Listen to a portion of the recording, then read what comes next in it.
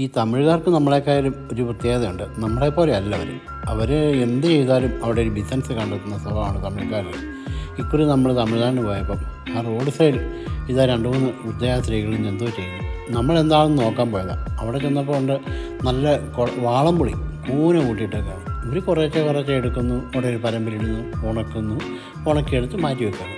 2 പ്രായമായ സ്ത്രീകളാണ്, ഒരു 70-80 വയസ്സൊക്കെ കാണും അവരെ കണ്ടാൽ.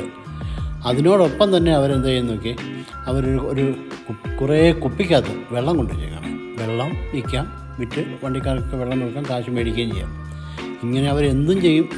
പ്രായമായാലും മെനക്കെടില്ല. നമ്മൾ കേരളീയരാണെങ്കിൽ ഒരു 10-70 വയസ്സായി കഴിഞ്ഞാൽ അവർ വൃദ്ധരാണെന്നൊക്കെ പറഞ്ഞുകൊണ്ട് വീട്ടിലിരിക്കുകയൊക്കെ ചെയ്യും. ഇവരങ്ങനെയല്ല. ഇവർ നേരെ നോക്കിയിരിക്കുന്നുണ്ടോ, ഇവർ കുത്തിയിരുന്ന് വർക്ക് ചെയ്യണം. നമ്മുടെ സ്ത്രീകൾക്ക് കുത്തിയിരിക്കാൻ ഒക്കത്തില്ല. കുത്തിയിരുന്ന് കഴിഞ്ഞാൽ അവർക്ക് എഴുന്നേക്കാൻ പാടാണ്. എന്നൊക്കെ അവർ ജോലി ചെയ്യുന്നുണ്ടോ. നമുക്ക് എത്ര ചാക്കിനകത്താണ് ഈ കുടംപുളിയല്ല വാളംപുളി അവർ നിറച്ച് വെച്ചേക്കുന്നത്. ഇതുണ്ടോ, അങ്ങോട്ട് നോക്കി ഉണക്കാനിട്ടേക്കുന്നത് ഉണ്ടോ. വെള്ളം ബോട്ടിലുകൊണ്ട് വെച്ചേക്കുന്നുണ്ടോ. അതിനൊക്കെ നമ്മൾ പോയി ഇതിൻ്റെ വിവരമൊക്കെ ചോദിച്ചു. അവർ ഈ പുളി അവിടെ തന്നെ കിലോയ്ക്ക് 40 രൂപയ്ക്കോ 60 രൂപയ്ക്കോ കൊടുക്കുന്നുണ്ട്. പിന്നെ ഈ വെള്ളക്കുപ്പി ഒരു കുപ്പിക്ക് 18 രൂപ വിലയ്ക്കാണ് അവർ കൊടുക്കുന്നത്.